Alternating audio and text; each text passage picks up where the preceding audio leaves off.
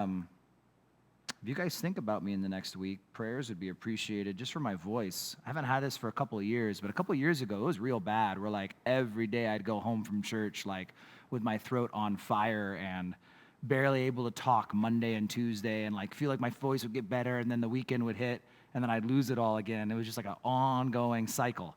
And so the doc put me on all these different medicines and stuff. And so, anywho,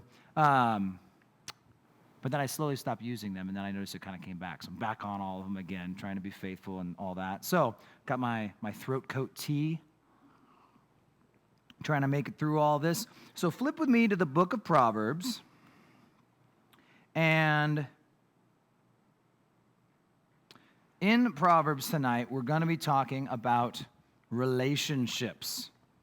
And tonight, I originally had broken things down to where we were doing 2 topics a night. And tonight was really originally titled The Heart, the Mouth, and Relationships. And that's how I originally created 2 categories. One category was interpersonal, relational stuff. And the other category had to do with really our hearts and our mouths. And Jesus made the comments, it's out of the mouth comes all the things that are in our hearts. And so there's a connection there. The things that are coming out of our mouth, it's usually the stuff that's stirring up inside of our hearts. But as I studied and I lumped things together, I kind of realized all of those things are directly tied to our relationships. If you want to have friends, if you want to have a successful marriage, if you want to have good relationships, then we need to watch our mouth and we need to guard our hearts. So all that said, we're going to kind of be lumping them all together, but it's just a logical lumping where it's just watching what we say, how we interact with people. And so tonight, I'm going to kind of take it still in 2 halves. The first half, I'll be putting a lot of the verses up for you guys to see up there. And then the second half, we'll kind of walk through the Proverbs together. And so I try to make it in a logical progression. And so I'll flip in my Bible, though, to get in the right section. So right off the bat, we're going to talk about friends and friendships. And so in Proverbs 12, verse 6, it says, the righteous should choose his friends carefully. 26, for the way of the wicked leads them astray. So right off the bat, remember, this is not only Solomon passing on his wisdom to his sons, Solomon, the wisest man to ever live, but it's also God speaking to his children, to us. And he's saying, choose friends carefully. You need to be careful the people you hang out with because they do. They direct us. We follow in their footsteps. They rub off on us. How many people have had the experience where you start with a new group of friends and all of a sudden you find out that you start using the same slang? You use phrases that they use. I get weird looks because I use the phrases that high schoolers use because I hang around with high schoolers all the time. And then all of a sudden you say these words and, people your age look at you funny like, are you a moron? I'm like, no, I hang out with teenagers, so I sound like one, but I'm not. No, but that's the idea is they rub off. Did I try? Like, I'm going to start talking like a teenager. No, it just happens. Friends wear on you. And in 14:7, the advice is, go from the presence of a foolish man when you do not perceive in him the lips of knowledge. I.e., when it clicks, these are not wise, good people. God says you should probably depart from them. You should probably separate yourself. It doesn't mean you can't visit old friends. It doesn't mean you can't be witnessing to your friends who are lost. But the people you spend the majority of the time with, they are going to wear on you. And that's kind of where we're going to close tonight as well, but on the positive note. So, as far as when you see the foolishness on the lips of these men, about the mouth, spreading wisdom, spreading foolishness. All those verses up there are all verses in Proverbs talking about how the wise and the righteous and the godly, they speak wisdom. And then there's the foolish people who speak folly. They speak evil. And one verse that stood out to me was 15:2, where it says, the tongue of the wise uses knowledge rightly, but the mouth of fools pours forth foolishness. I felt like that one verse just kind of summarized the whole section. In short, you can tell when you hang out with godly people, when you hang out with wise people, you get these words of wisdom on godliness. You get words of wisdom on parenting, on marriage, on finances, on life, on all these things. When you hang around with wise people, it's on their lips.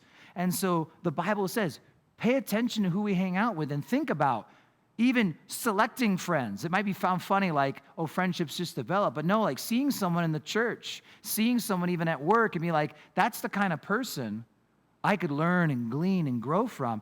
I'm going to make an effort now to establish a relationship with this person so that they will help grow me. Another thing on choosing friends that Proverbs says is in 22, 24, and 5. It says, make no friendship with an angry man, and with a furious man do not go, lest you learn his ways and set a snare for your soul. So there's going to be a bunch of stuff we're going to talk about right now, because a big part of the Proverbs is this whole idea of the wrath and anger and stuff that people get built up inside. Here are a bunch of verses, and I'm going to go through a few of these, and I'll put them up so we can all read them together. But Proverbs has a lot of verses that talks about restraining and learning how to hold back, to watch our mouth, to watch our anger. We've already quoted James 1:19 a couple times, and we will look at it again tonight because it's kind of the direct commentary on this, that when we have friends, we need to find friends who can do this. And on the flip side, if we want to maintain our friends, if we want to have a fruitful marriage and relationship, this is like one of the biggest things. So we're going to spend a little time looking at it. In 15:8, it says, a wrathful man stirs up strife, but he who is slow to anger allays contention. The idea is if you learn how to slow your anger down, you're going to make contention cease. And the Bible and Proverbs says a lot about contention and contentious people. Those are the people who don't know how to hold back. 15:28, 10 verses down, it says, the heart of the righteous studies how to answer, but the mouth of the wicked pours forth evil. You see, this is something we see a lot today. I think we've always seen it, is that many people just blah. Their mouth literally vomits their thoughts out without any control or restraint. It's just whatever I think, it comes. Verses it says, the heart of the righteous studies how to answer. And so I will tell you guys, I wouldn't be on social media still if it wasn't for me growing and learning how to study how to answer and respond to people. Because there's so many different times when you've got people who are angry and you've got to stop and think about how you're going to respond. You have people who are offended, and then you have to study and think about it. Okay, are they offended through a thing I did? Is it the way I said it? Or is it they're offended because they just don't like the truth? And that's a fact often. Sometimes you can say something nicely, gently, kindly, but people are still offended by it because they just don't like hearing that they're wrong. But you study how to answer, slow to speak. One more proverb, 29:11. A fool vents his feelings, but a wise man holds them back. That word feelings there, as I put up for you guys, is ruach in the Hebrew. It's spirit. So it's the word in the Old Testament when you see the Spirit, just like the Spirit of God dwelled above the waters in Genesis 1.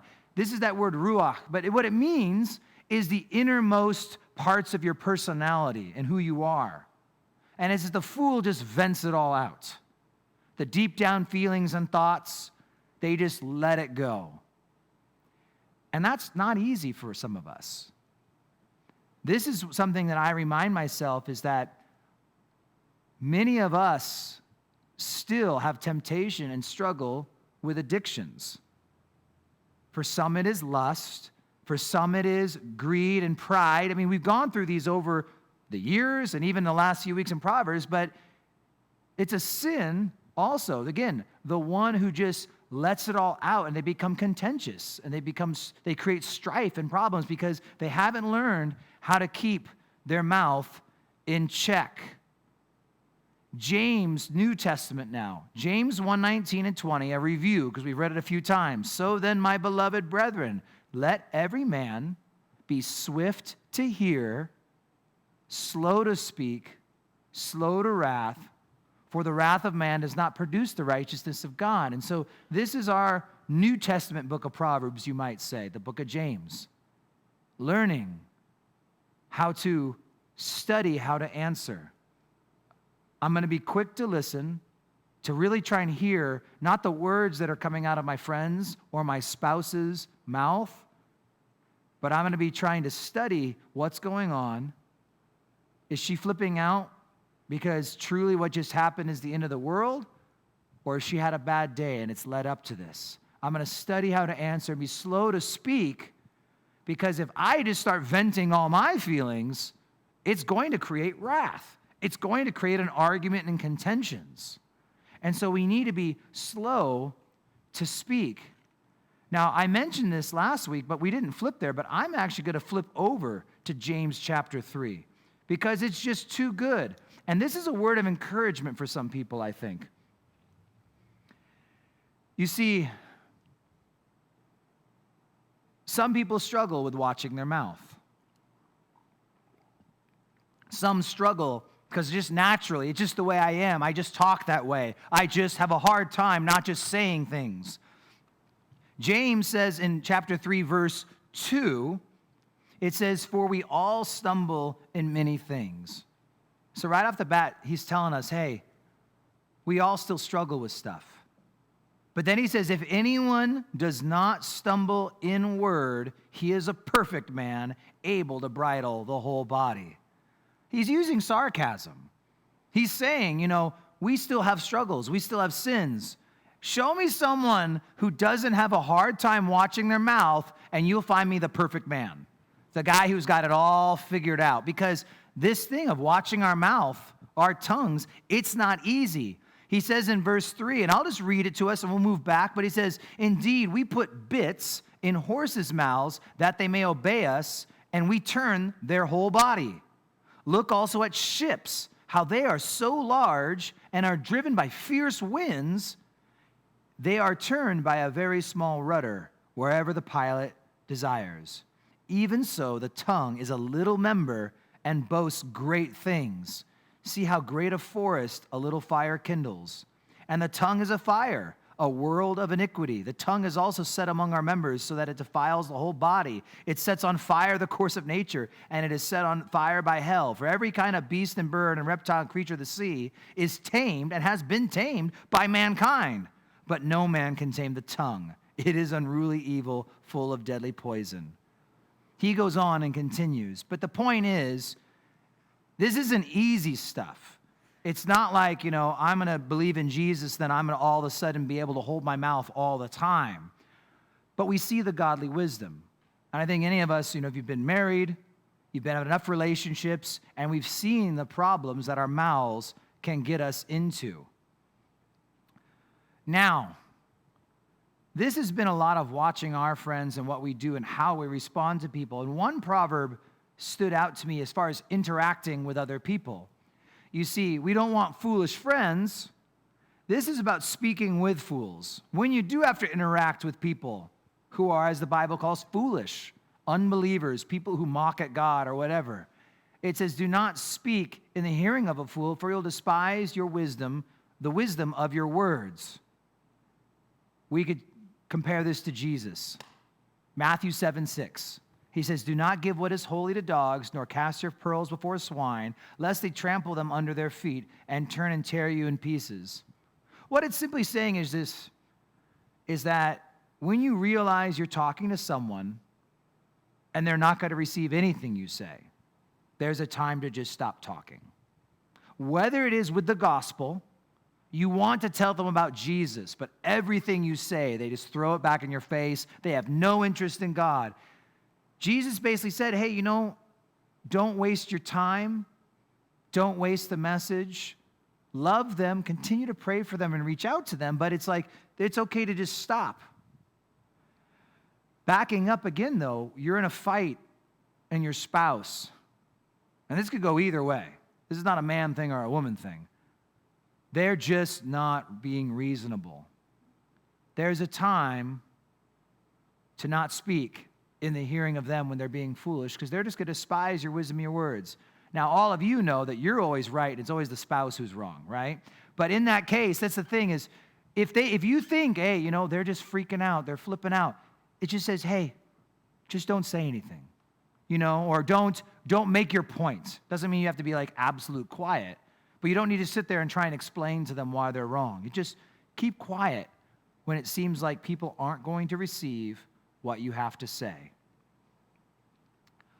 A couple other big sections when it talks about relationships is the significance of being honest and telling the truth. Many of the Proverbs talk about how it's important to be honest and all the downfalls of lying. The one that I thought jumped out at me was chapter 26, verses 27 and 8. And so back there in 26, it says, whoever digs a pit will fall into it, and he who rolls a stone will have to roll it back on him.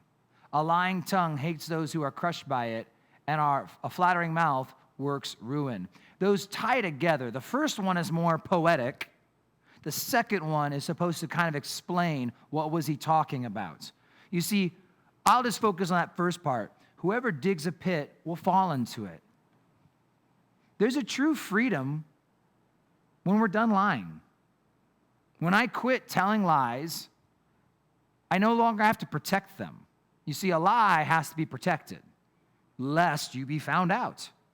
So what do you protect a lie with? More lies. It's the only thing you can protect it with. When you make up a lie and someone asks you a question about it, you probably have to make up a couple more lies to explain the lie. And then if those get questioned, you have to make more lies. And eventually, you've told so many lies, you always have to be careful what you're saying to who and how the lie changed with that person. Did you remember the lie correctly over there? And eventually, when you've dug this pit, you fall in it.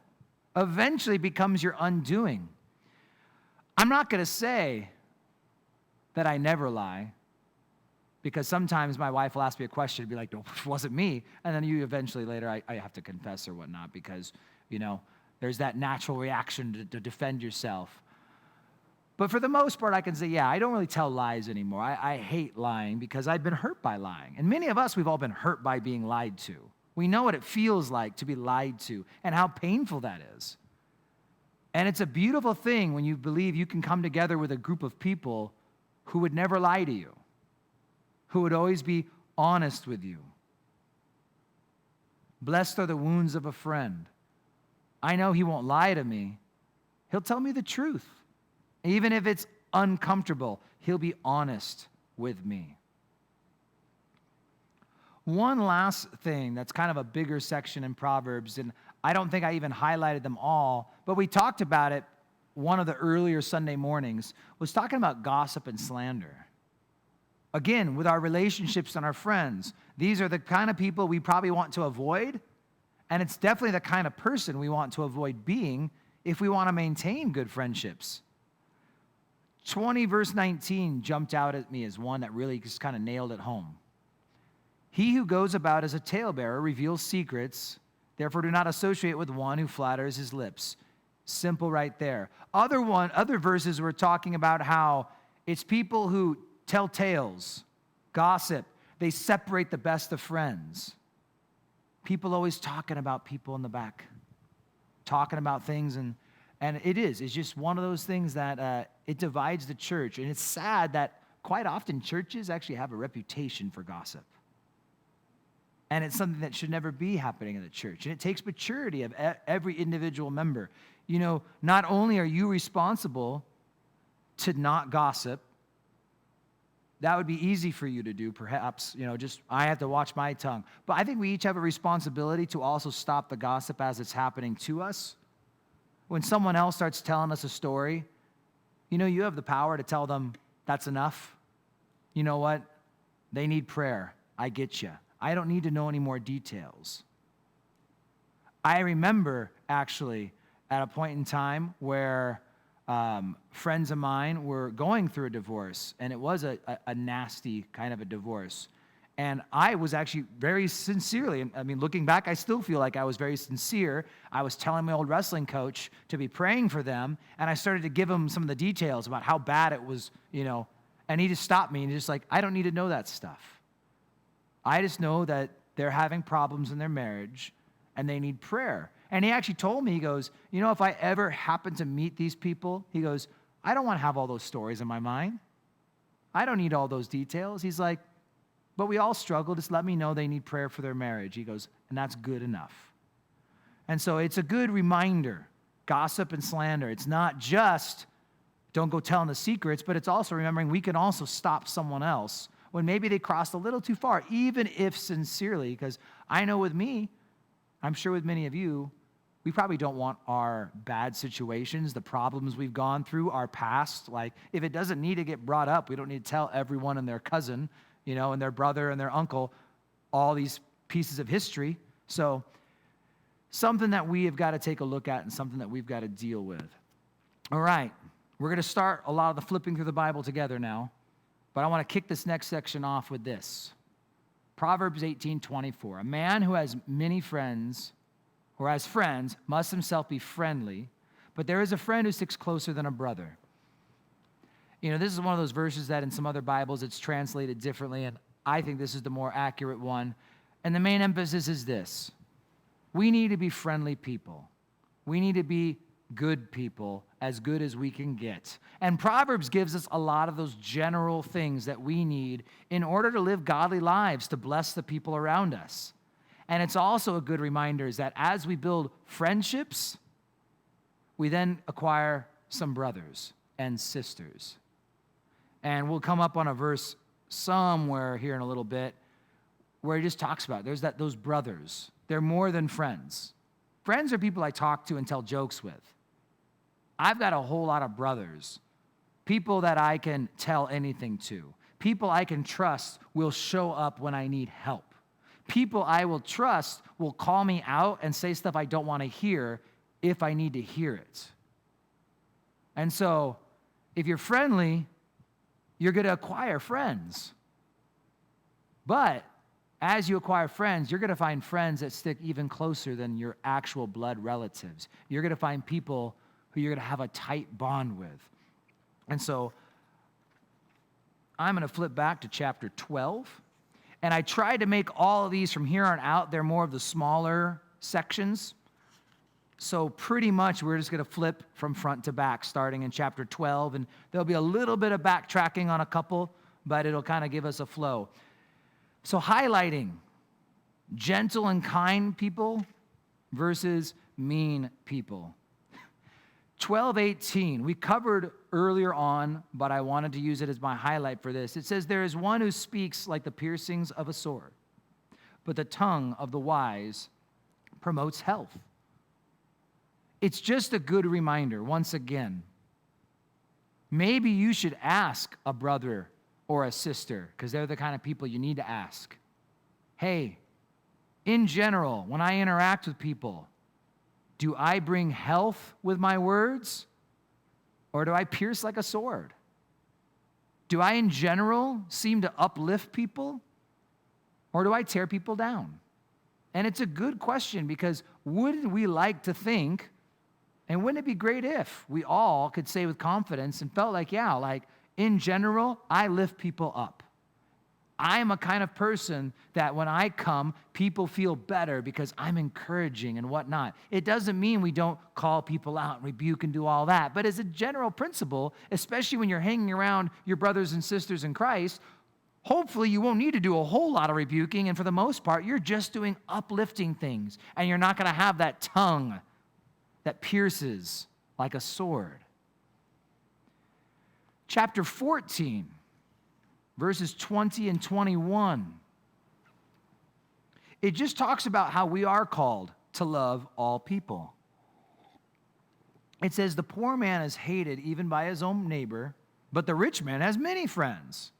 He who despises his neighbor sins, but he who has mercy on the poor, he is happy.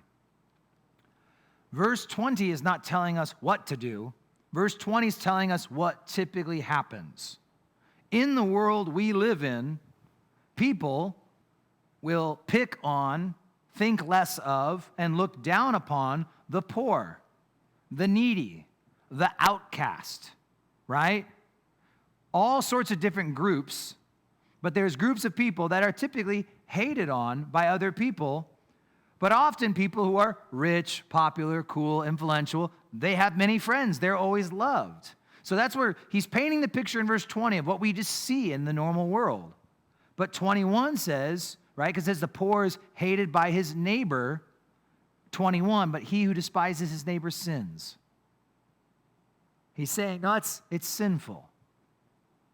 It's sinful to hate on people. But he who has mercy on the poor, he's happy. Hating on people, picking on groups. There are a whole lot of people I don't agree with. There's a whole lot of groups of people I can't approve of what they believe, their actions, this or that. Doesn't mean I hate them. And it doesn't mean that my attitude or action should ever come across as hating them. I might thoroughly disagree with them. But it doesn't mean I hate them, and it doesn't mean I hate upon them. And so the idea is God does call us to love people and be loving towards people, even when I have to disagree, even when I have to call them out and say, what you're doing is wrong. But I still love and care about you. And I'm trying to share this with you because I care about you.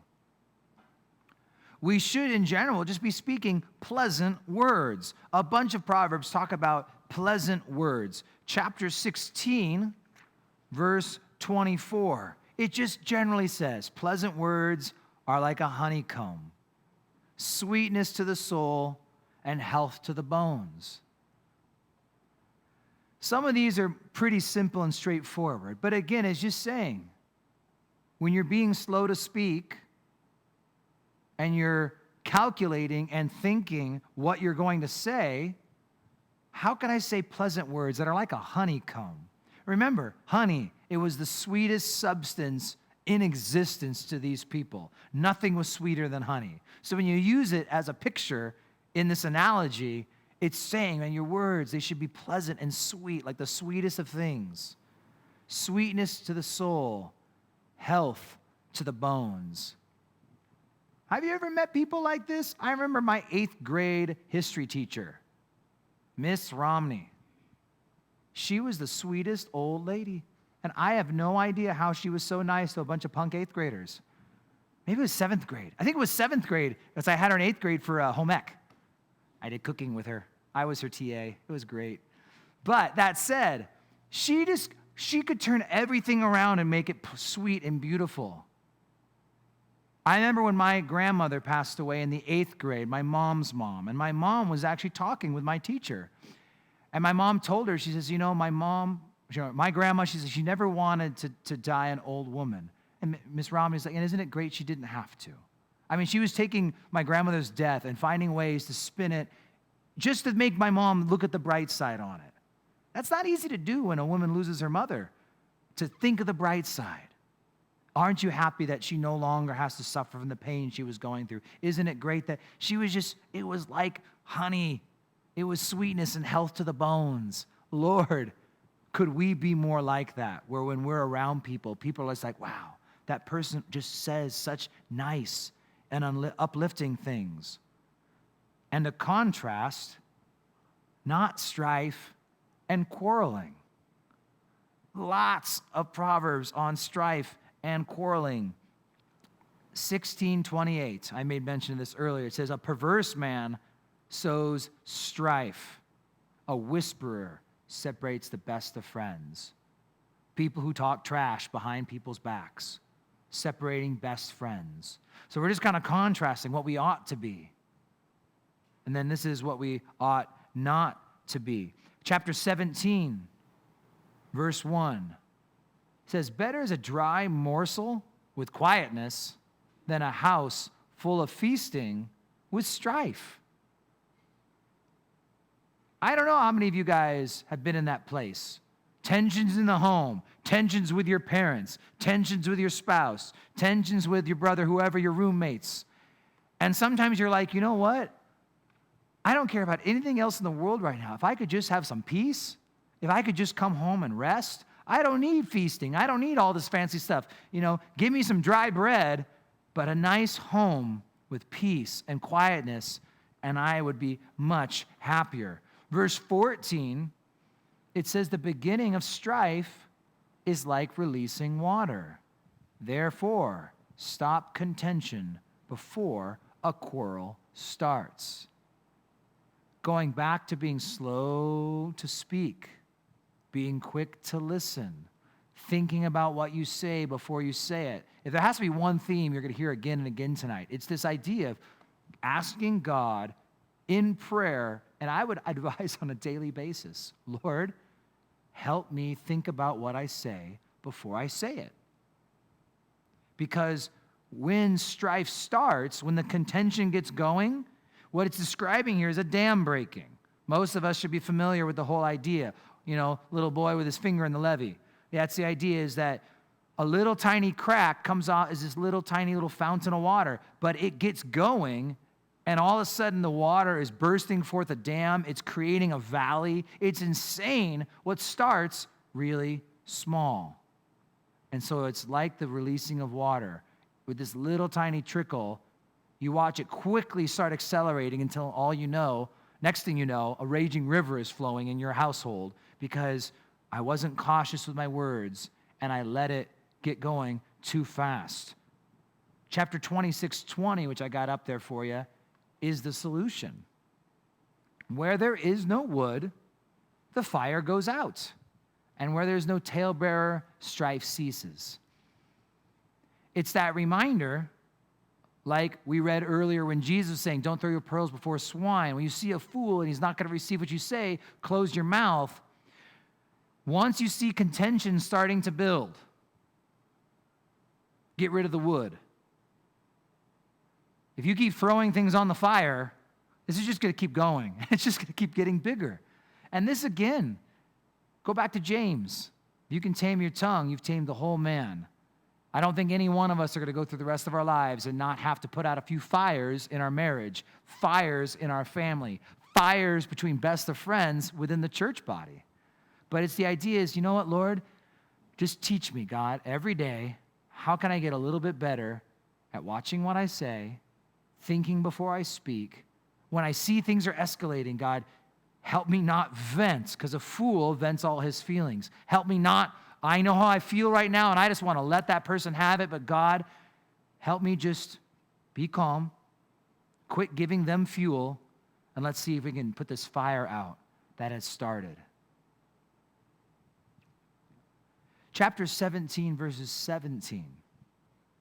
A friend loves at all times, and a brother is born for adversity.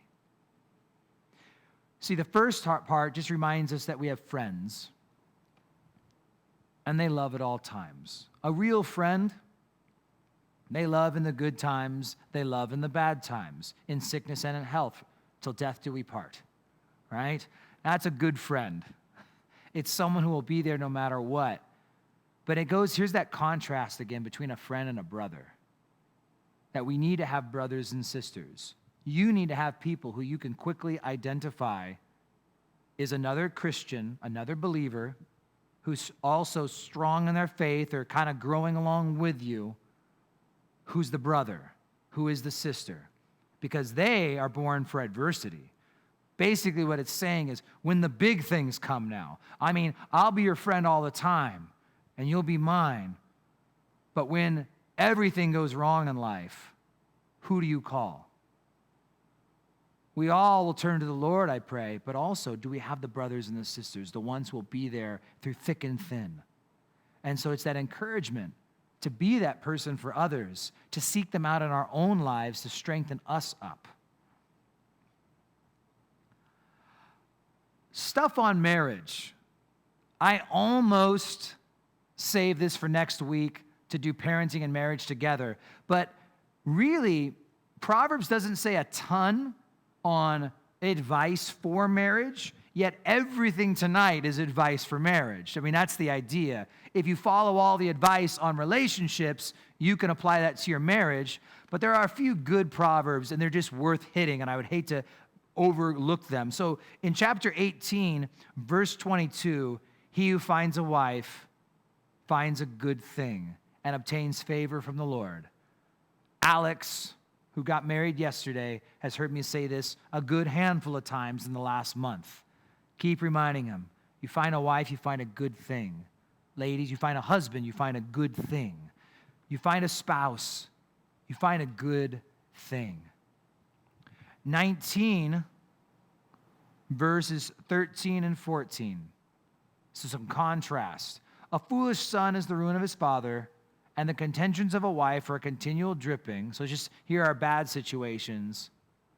But verse 14, houses and riches are an inheritance from fathers, but a prudent wife is from the Lord. And what it's trying to say, you can inherit buildings, houses, land. You can inherit riches, but to find a virtuous wife, to find a godly husband, to find a man who's going to give you the love you deserve and treat you the way you deserve, that's a God thing. That is a gift from God, to find a spouse who loves and serves the Lord. Now, I'll do one more, and then I'll kind of put a couple up. Chapter 21, we'll have to flip back in a second, but one more on marriage, 21 verse 9 and verse 19. And this is kind of funny, but we'll get into this. Verse 9 says in chapter 21, it's better to dwell in the corner of a housetop than in a house shared with a contentious woman. Kyle just looked at his wife. So that's the point, is that I had friends, and the wife, she actually posted on Facebook years ago. She's like, oh, look at my hubby. He's up there working on the house. And I shared this verse. I tagged it on her post. And she got it. She gave me didn't give me too hard of a time. But 19 says, now it's better to dwell in the wilderness than with a contentious and angry woman. Now, a couple things. The Judean wilderness, that's like barren desert wasteland. For those of us who've been there, right? En-Gedi, that's what it's talking about. Like beyond En-Gedi, Masada, that area. Down by the Dead Sea, desert. So here's the thing, though. Right off the bat, a lot of Proverbs, and all of them, they apply both ways. It applies to a husband, too. It's better to be out of the house than be stuck in the house with someone who's going to always be creating contentions. It's not a pleasant place to be.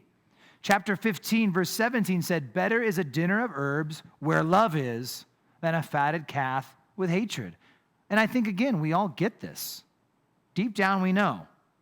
I would rather have bitter herbs, which these are like the ones that would come with the Passover feast, the bitter herbs. And they were bitter. Like this was eating like kind of sour herbs that they would go with some food, but you never eat them by yourself. This is saying, like, have a salad of just, straight oregano and basil and thyme. Like, this is your salad. Eat it. Better's that, but where love is, than a fatted calf of hatred. And I already put this verse up, but I'm putting it up again. Where there is no wood, the fire goes out. Just that first part. When there's contentions in the home, if you're the contentious one, pray. Seek the Lord, because if you struggle with being a contentious person, well, guess what? We all stumble in many things, yet he who has tamed the tongue is perfect in everything. James is saying, learning to control those feelings is one of the most difficult things, and one of the kind of the last things I think in many Christians. If you're prone to that, it's really hard to get a control on your spirit and on your attitude when you get worked up. But it's something worth striving for. If you're on the other end, maybe you're not a contentious person, but your spouse is or your friends are, well, do your best to get rid of the wood. Do your best to identify the things that stress out your spouse, create anxiety, and try and deal with those things. My wife will tell you, I'm an expert at this. as she rolls her eyes and looks at me. No, that's the thing, is that like, it's something we need to work on. And it's like, I need to get the wood out of my house. So if my wife gets anxious or worked up over the kids or over the chores, it's like, I need to go in there and try and save the day before the contentions start. And so these verses seem like they're picking on the contentious woman, contentious wife, but it's also the husband's job to go in there and remove the things that irritate and work her up. And if it's the flip side, if your husband is a man who's prone to anger, prone to getting upset, what are the things? What can you do to alleviate him? How can we bear each other's burden in the marriage? Quite often, there's opposites. One of them struggles more than the other one. The other one has different struggles typically. But it's where we go in there and we try and deal with these problems and make things get better. Couple verses. They were just 2 verses in Proverbs. I didn't have a category to put them in, but they're worth noting. So you said you have to back up a little bit from here, and then it should be straight on till morning. Chapter 19, verse 26, he who mistreats his father and chases away his mother is a son who causes shame and brings reproach. Chapter 20, verse 20, whoever curses his father or his mother, his lamp will be put out in deep darkness. What do we do with these? Well, Ephesians chapter 6, verses 1 to 3. Children, obey your parents in the Lord, for this is right. Honor your father and mother, which is the first commandment with promise, or with a promise, that it may be well with you and you may live long on the earth. The idea is that we are to honor our parents, and the Proverbs does hit on that. I will say something that may be one of the most difficult things is to find out how to honor our parents when we didn't have great parents. It's one thing when you had like amazing parents or pretty good parents. It's tough when you didn't. It's tough when you had an abusive parent. It's tough when you had an alcoholic father. It's tough when you had a parent who left. Honoring our parents doesn't mean we have to honor their choices and respect everything they did. We don't have to like things this way and that. It doesn't mean we have to put ourselves in a position to be hurt by them in the future. But the Bible is clear. There's something about honoring our parents and just kind of, you got great parents, honor them with all the honor you can give. You have parents that are difficult to honor, continue in godliness to tip your hat and tell them, I know you had a hard job and God's with me now, and he's helping me through all this, and I pray God will be with you and continue to help you through your life and the things you face. But there is one commandment with a promise there, that it will be well with you. And hopefully we can be great parents, which will be the topic next Sunday night, is parenting. It's pretty much all we're going to focus on is biblical advice on how to be good, loving parents that'll set our children up for success in this world as best as possible. But honoring our parents. This was a section, and it's probably our last big section. It is our last big section. We're actually almost at the end, but dealing with disputes. This is a huge thing in all relationships, whether it's friends or it's marriage. Chapter 18, verse 13. I thought we were backing up. We backed up a little. He who answers a matter before he hears it, it is a folly and shame to him. Right off the bat, these are simple nuggets. They don't need a whole lot of extra teaching. Make sure you hear the whole story before you make your answer. When you need to administer discipline to your kids, make sure you hear the whole story before you go off and start giving out the consequences. Make sure when your friend says that someone else did something, wait until you hear from them. Verses 17 and 19 kind of expands on this. It says, the first one to plead his cause seems right until his neighbor comes and examines him. So you hear from this guy, oh man, yeah, that guy was horrible to you. But then when you finally hear from the other guy, you start to realize, well, wait a minute, there's more to this story than it seemed at first. Verse 18 gives the advice that casting lots causes contentions to cease and keeps the mighty apart. That is just saying sometimes it is just fair to flip a coin. And you know what? That actually works really well sometimes when it's like, you know what? We're not even going to this person, that person. Let's just flip a coin. Let's just deal with it. And then however it lands, and we can walk away from this. Verse 19, a brother offended is harder to win than a strong city, and contentions are like bars of a castle. Much of the advice we've given up to this point hopefully would prevent us from getting to this place.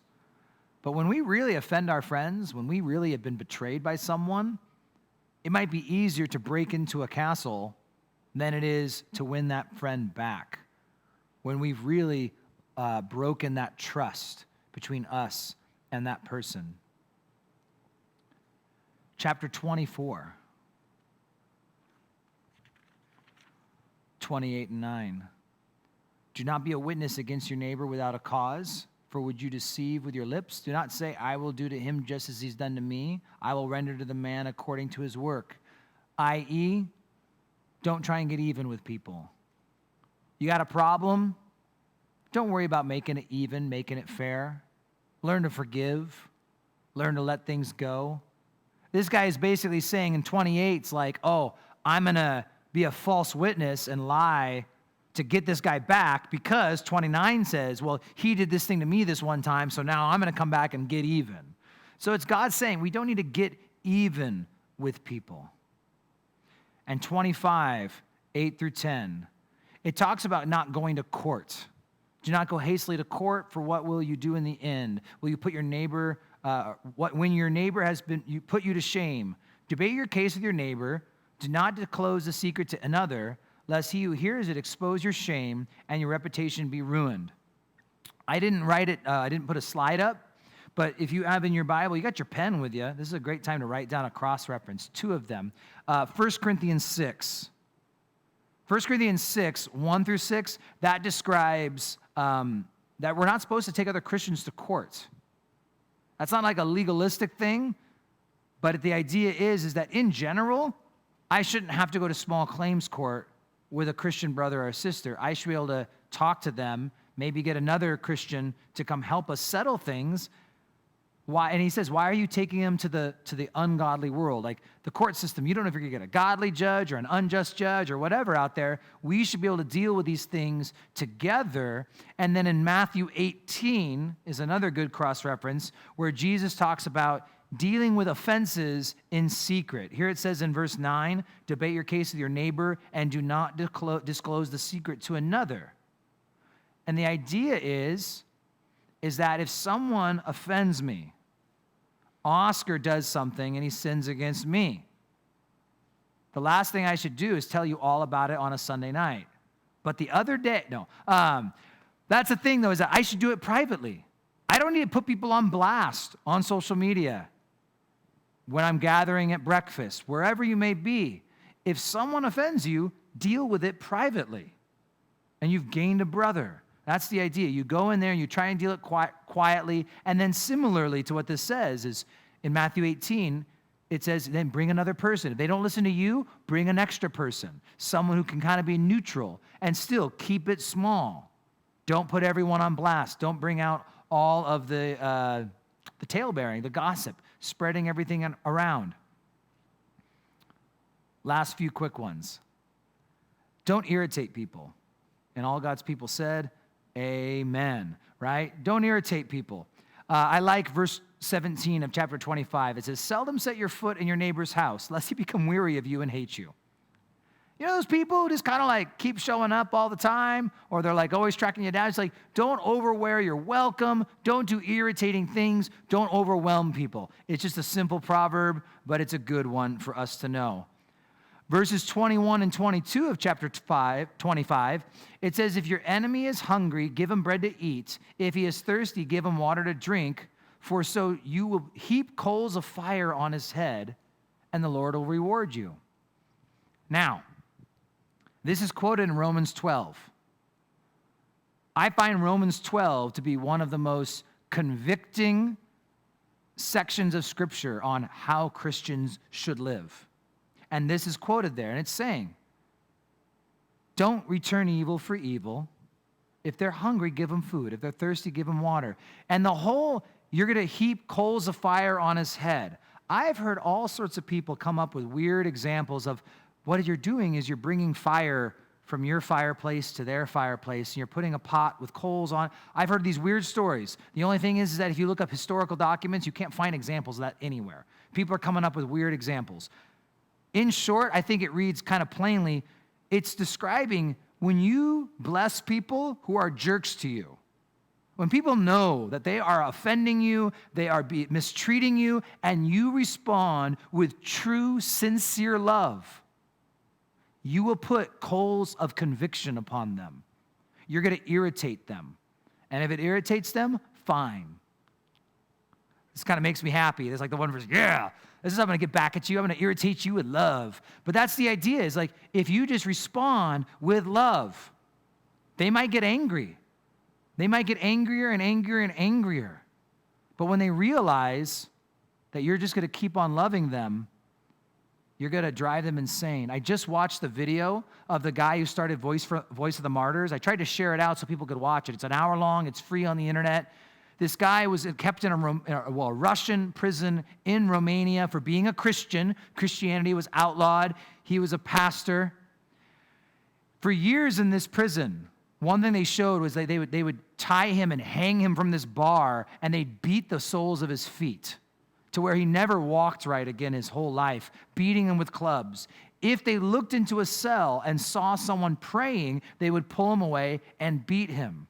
And as he wrote in his story, and as you see in the movie, there's a scene where the guard comes by and sees him praying. And he comes in there and he just takes a club and just whacks him in the face with the club. He's just like, who are you praying for? You've been here for years. Your friends have forsaken you. The church isn't coming for you. There's no one left to pray for. God isn't listening. Who on earth would you be praying for? And he simply replied, I was praying for you. And man, did that guard get mad. But it probably stuck with him too. And you might not see when you return evil with love, you might not see that day, that week, that year, the response. But when we bless those who persecute us, when we continue to respond with love, even when people are jerks, it makes a difference. I'm just going to read it because he said it best. Jesus said, you've heard it said, you shall love your neighbor, but hate your enemy. But I say to you, love your enemies, bless those who curse you, do good to those who hate you, and pray for those who spitefully use you and persecute you, that you may be sons of your Father in heaven. For he makes his sun rise on the evil and on the good, and sends rain on the just and the unjust. For if you love those who love you, what reward have you? Don't even the tax collectors do the same? And if you greet your brethren only, what do you do more than others? Do not even the tax collectors do so?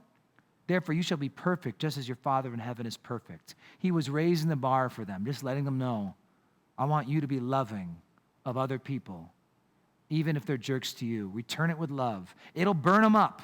They will get convicted and frustrated, but eventually, when everything else in their life goes crazy, they'll remember that one weird person who was always loving, even when they were a jerk. And the last verse, and one you probably should have highlighted in your Bible. And there's highlighters in the rows if you need to borrow it. As iron sharpens iron, so a man sharpens the countenance of his friend. We talked about choosing good friends, and at the beginning of tonight, we said about avoiding bad friends. This is the part of having and being around good friends regularly. I often remind the younger married couples, one of my newer analogies using this as a picture. You know, you take two chunks of iron and you start hitting them together back and forth and striking them against each other. They start off as these rough rocks, but if you continue doing it, over time they conform to each other, and over time they will become smooth and smoother and smoother. And eventually the friction will lessen, and you'll see things begin to glide and slide without that friction that was once there. I said that's the way a relationship will often work, as every time you guys go on a date, I go, it's a scrape, it's a scrape. I know you're so in love, you never realize it, but I go, when you get married, then the scraping happens all the time because you don't get a break, right? right? At least before, you had breaks from dates, but now it's this continual thing. And I go, but what that is the friction, the heat, that's the conforming. And as believers, when we marry believers, we can let God use that to smooth us out and conform us to what he wants us to look like. That marriage would make us more and more like Jesus. But our friends are the same. You don't sharpen iron without creating friction and heat. And as we rub on each other, there might be some friction and heat, but we continue to smooth each other out and call each other out and sharpen each other and continue to grow each other. When you hang around with a theology nerd, he points out when you say something that wasn't quite biblically accurate. When you hang around this other guy, he calls you out when, you find, like, hey, I thought you were supposed to be on a budget. What's your wife think about that? The idea is you have your friends, but they keep, and you know what? Sometimes it's like, yeah, I needed that actually, because I was feeling weak and I was tired. I didn't want to be on a budget anymore. But it's like your friend's like, dude, do it, because you know what? You guys have got goals and plans, and you need that. And your friend tells you, hey, calm down. You should go think about the way you just talked to that guy. And we build on each other, and blessed are the wounds of a friend, but we sharpen each other. And so I think a great closing verse from the book of Hebrews, and so very applicable in the times we are living. Let us consider one another in order to stir up love and good works, not forsaking the assembling of ourselves together, as is the manner of some, but exhorting or encouraging one another, and so much more as you see the day, with a capital D, approaching. If we look at the stuff going on in the world and then we read the Bible, Matthew 24 would be a good place to read. And we see things like pestilence. We see things like disease. We see things, we see famine. We see all these crazy things, more and more earthquakes. Biblically speaking, it seems like the day is approaching. It seems like we're in a season like the end could be near. I don't know when. Maybe this year, maybe in 10. But it says, if there's that sense that Jesus could be coming for us, then all the more we should be getting together with each other. We should be sharpening one another as iron sharpens iron. We should be stirring up love and good works amongst each other, and not forsaking the assembling of our gatherings of selves. Now, forsaking is not the same as, missing church. This is by no means pointing a finger at the churches that aren't gathering and are still doing online and things like that. That's not forsaking. They're following their convictions, and they are gathering online together. But some people do eventually just kind of check out and just kind of pull away from church. And maybe it's because they don't like the rubbing. And maybe it's because they got on a good path. God was working in their lives, but then some sin from their past came in and got them again. And then they feel they're unworthy to go to church. They don't deserve it. They're not good enough. But once again, that's not biblical. We need to get together to help each other through those things, to continue to be strong and to continue to grow as the body of Christ. And so all this stuff, lots of nuggets, some big, some small, some probably really applied to you, and others maybe weren't your problem. But they're all things we should know so that we can be pointing other people to Jesus and having that good attitude and good rapport amongst everyone. They might not like what we have to say at times, but the way we say it and who we are, we should be lovable people. We should be likable people. We should be the kind of people that we uplift a room when we walk in. And so lots of great stuff in Proverbs. I'm excited for next week. Parenting is so important in the day and age in which we live because the children are the future of this world. And all of us need to know it because we all need to be teaching one another and passing this knowledge on into every circle of life where we might have influence. So let's pray and let's worship and just take some time to just seek the Lord and ask him to bless us in this place.